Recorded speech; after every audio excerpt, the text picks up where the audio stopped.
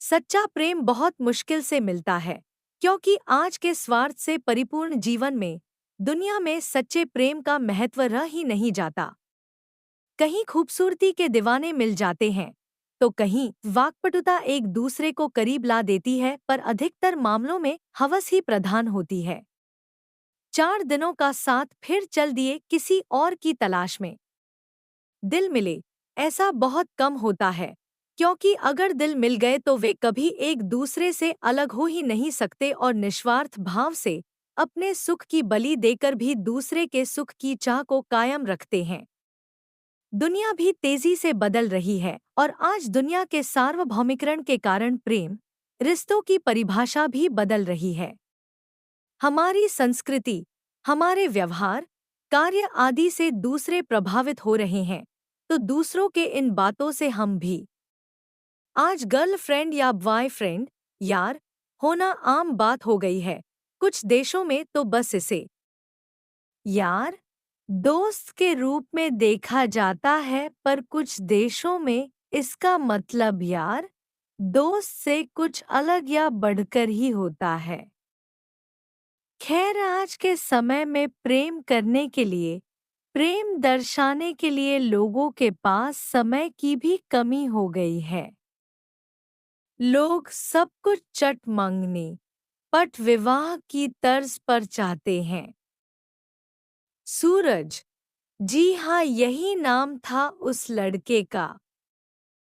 उम्र कोई 19 से 20 की होगी, एकदम से दुबला पतला, पढ़ने में ठीक ठाक था।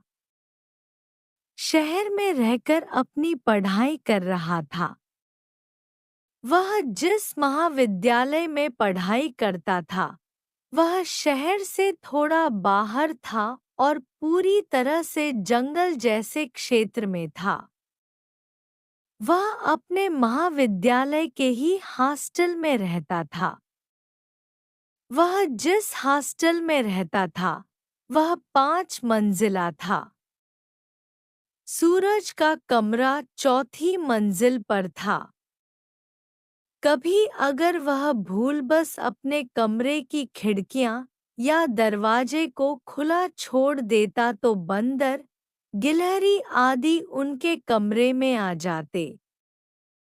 सूरज प्रतिदिन शाम को लगभग 5 मंजिला था।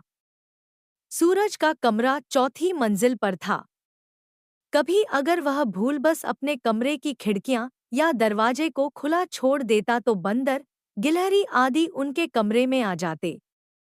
सूरज प्रतिदिन शाम को लगभग 5 बजे अपने कमरे से बाहर निकलकर बालकनी में बैठकर हारमोनियम बजाता और गुनगुनाता।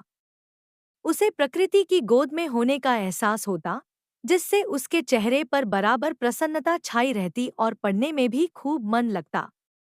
एक दिन जब वह बालकनी में बैठकर हारमोनियम बजा रहा था और सुमधुर आवाज में गुनगुना रहा था, तभी अचानक उसे पता नहीं क्यों ऐसा लगा कि कुछ दूरी पर एक जंगली पेड़ की ओट से कोई उसे देख रहा है।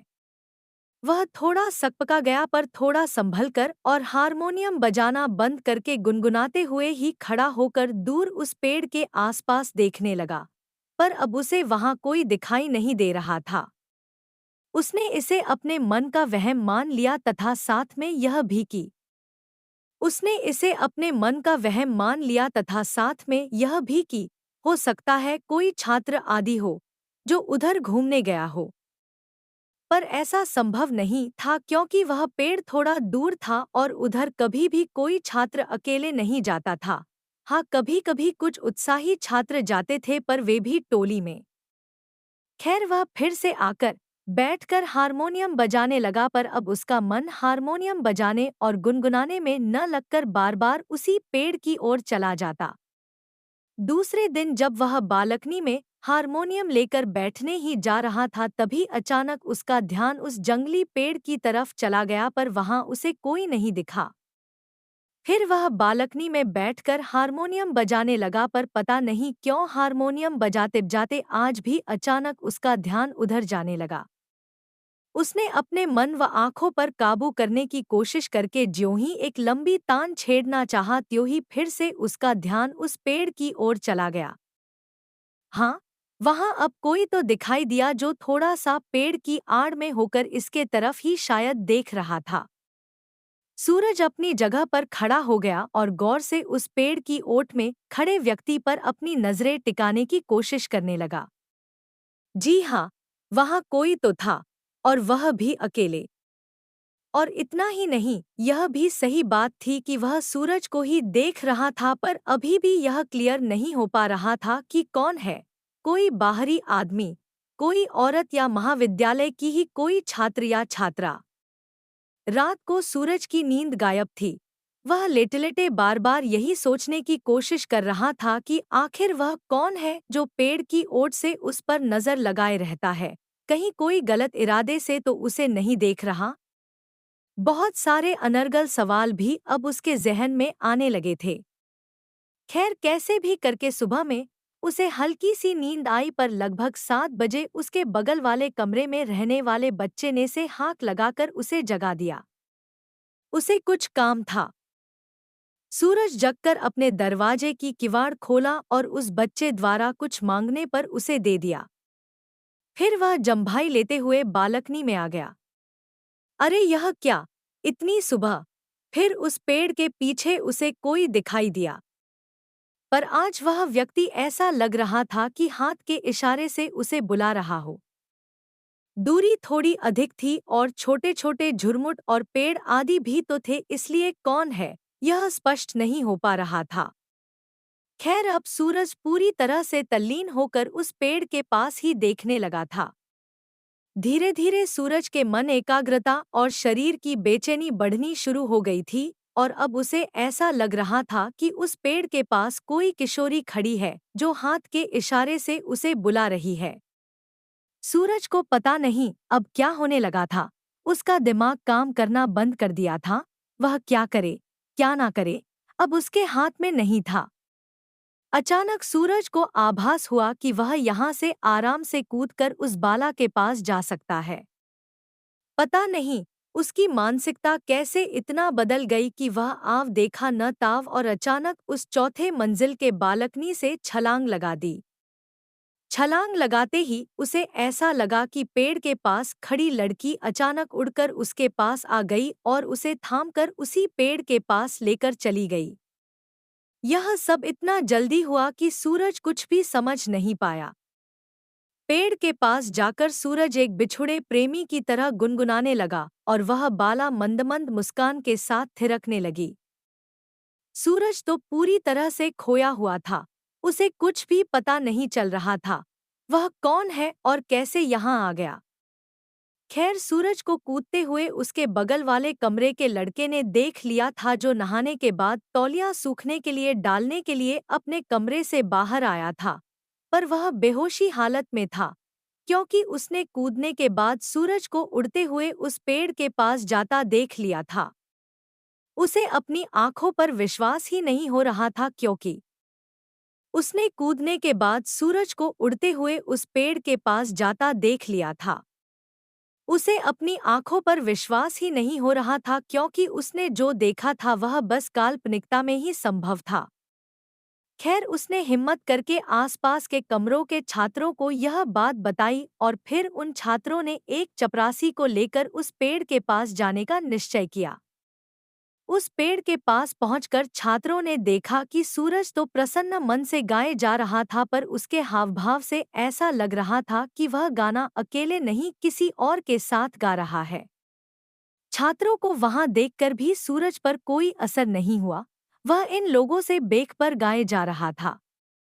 अंत में उसके कमरे के बगल वाले कमरे के लड़के ने उसे पकड़कर रोकना चाहा, पर फिर भी सूरज अनजान था कि वहां ये छात्र आदि भी हैं। अचानक सूरज का गाना बंद हो गया और वह तेज आवाज में चिल्लाया, "कहाँ गई तुम?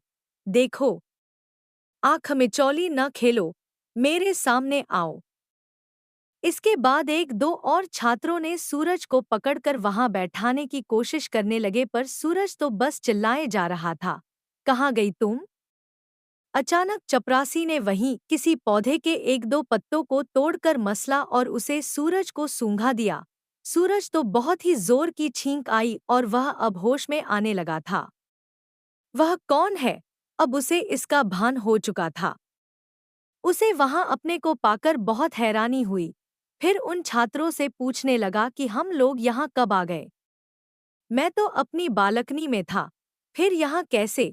फिर उसे थोड़ा सा याद आया कि वह तो बालकनी से कूदा था और कोई बाला उसे यहाँ आई थी, पर उसने कुछ बोला नहीं। खैर, छात्रों ने उसे चलने के लिए कहा और साथ ही यह भी कहा कि बस ऐसे ही आ गए थे। तुमने ही तो चलने के लिए कहा था। फिर छात्रों ने उसे बातों में उलझा लिया और उसके प्रश्नों का जवाब ठीक से न देकर घुमा दिए। खैर, अब दोनों एक दूसरे यानी छात्र और सूरज से कुछ छिपा रहे थे। सूरज उन छात्रों के साथ हॉस्टल में आया।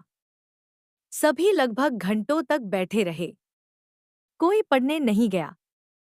चपरासी भी सूरज के कमरे में ही बैठा था। वह कुछ कहना चाह रहा था पर कह नहीं पा रहा था। अंत में उसने अपने आप को रोक नहीं पाया और वहां बैठे सभी छात्रों से कहा कि उस पेड़ के पास कोई आत्मा है। इसका उसे भी एहसास है, पर वह आत्मा कभी उसके सामने तो नहीं आई, न कभी उसका कुछ बुरा ही हुआ, पर आत्मा जरूर है। इसका उसे कई बार आभास हो चुका है। आखिर कौन थी वह बाला प्रेतनी?